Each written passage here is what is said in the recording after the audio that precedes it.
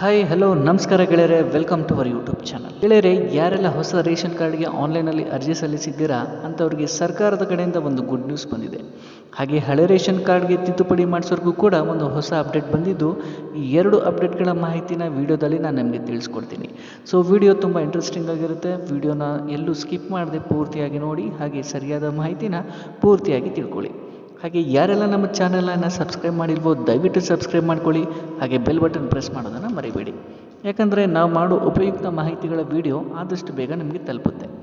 ಹೌದು ಗೆಳೆಯರೆ, ಹೊಸ ರೇಷನ್ ಕಾರ್ಡ್ಗೆ ಆನ್ಲೈನ್ ಮೂಲಕ ಅರ್ಜಿ ಸಲ್ಲಿಸಿ ಹೊಸ ರೇಷನ್ ಕಾರ್ಡ್ಗಾಗಿ ಯಾರ್ಯಾರು ಕಾಯ್ತಾ ಇದ್ದೀರಾ, ಯಾರ್ಯಾರು ಕಾರ್ಡ್ ಅಪ್ರೂವಲ್ಗೋಸ್ಕರ ಎದುರು ನೋಡ್ತಿದ್ದೀರಾ ಅಂಥವ್ರಿಗೆಲ್ಲ ಸರ್ಕಾರದ ಕಡೆಯಿಂದ ಒಂದು ಖುಷಿ ವಿಚಾರನ ಕೊಟ್ಟಿದೆ.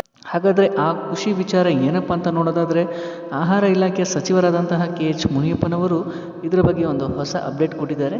ರಾಜ್ಯ ಸರ್ಕಾರ ಶೀಘ್ರದಲ್ಲಿ 1,78,000 ಹೊಸ BPL ರೇಷನ್ ಕಾರ್ಡ್ಗಳನ್ನ ಅಪ್ರೂವಲ್ ಮಾಡಿ ಹಾಗೆ ಬಿಡುಗಡೆನೂ ಕೂಡ ಮಾಡ್ತೀವಿ ಅಂತ ವಿಚಾರನ ಹಂಚ್ಕೊಂಡಿದ್ದಾರೆ.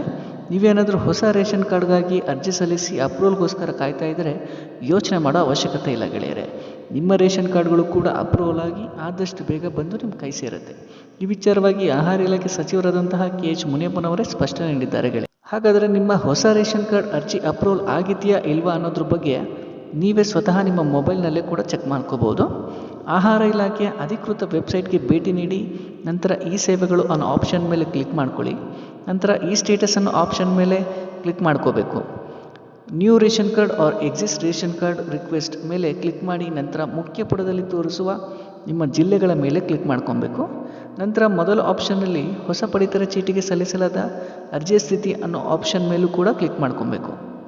ನಂತರ ನೀವು ಸಿಟಿಯಲ್ಲಿ ವಾಸ ಮಾಡ್ತಿದ್ದೀರಾ ಅಥವಾ ರೂರಲ್ ಪ್ರದೇಶದಲ್ಲಿ ವಾಸ ಮಾಡ್ತಿದ್ದೀರಾ ಅನ್ನೋದ್ರ ಬಗ್ಗೆ ಕನ್ಫರ್ಮ್ ಮಾಡ್ಕೊಳ್ಳಿ.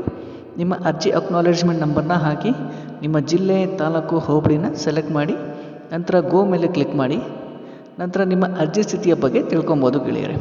ಹಾಗಾದರೆ ಹಳೆ ರೇಷನ್ ಕಾರ್ಡ್ ತಿದ್ದುಪಡಿ ಮಾಡೋರಿಗೂ ಕೂಡ ಒಂದು ಹೊಸ ಅಪ್ಡೇಟ್ ಬಂದಿದ್ದು, ಈಗ ಹಳೆ ರೇಷನ್ ತಿದ್ದುಪಡಿ ಮಾಡ್ಕೊಳ್ಳೋರಿಗೆ ಡೇಟ್ ಎಕ್ಸ್ಚೇಂಜ್ ಮಾಡಿದ್ದು ಜುಲೈ ತಿಂಗಳ ಅಂತ್ಯದವರೆಗೆ ಮುಂದೂಡಿದ್ದಾರೆ ಗೆಳೆಯರೆ. ಸೊ ನೀವೇನಾದರೂ ಹಳೆ ರೇಷನ್ ಕಾರ್ಡ್ನ ತಿದ್ದುಪಡಿ ಮಾಡ್ಕೊಳ್ಳೋದಾದರೆ ಈ ತಿಂಗಳ ಕೊನೆಯ ವಾರದಲ್ಲಿ ತಿದ್ದುಪಡಿ ಮಾಡ್ಕೊಳ್ಬೋದು. ನಿಮ್ಮ ಹತ್ತಿರದ ಜನಸೇವಾ ಕೇಂದ್ರ ಅಂದರೆ ಗ್ರಾಮ 1, ಕರ್ನಾಟಕ 1, ಬ್ಯಾಂಗ್ಳೂರು 1 ಜನಸೇವಾ ಕೇಂದ್ರಗಳಲ್ಲಿ ಹೋಗಿ ತಿದ್ದುಪಡಿ ಮಾಡ್ಕೊಳ್ಬೋದು ಗೆಳೆಯರೆ. ಸೊ ಈ ಮಾಹಿತಿ ನಿಮಗೆ ಇಷ್ಟ ಆಗಿದ್ದರೆ ದಯವಿಟ್ಟು ವಿಡಿಯೋಗೆ ಒಂದು ಲೈಕ್ ಕೊಟ್ಟು ಆದಷ್ಟು ಈ ವಿಡಿಯೋನ ನಿಮ್ಮ ಫ್ರೆಂಡ್ಸ್ ಹಾಗೂ ಸಂಬಂಧಿಕರಿಗೆ ಶೇರ್ ಮಾಡಿ ಅಂತ ಹೇಳ್ತಾ ವಿಡಿಯೋನ ಮುಗಿಸ್ತಿದ್ದೀನಿ ಗೆಳೆಯರೆ. ಧನ್ಯವಾದ.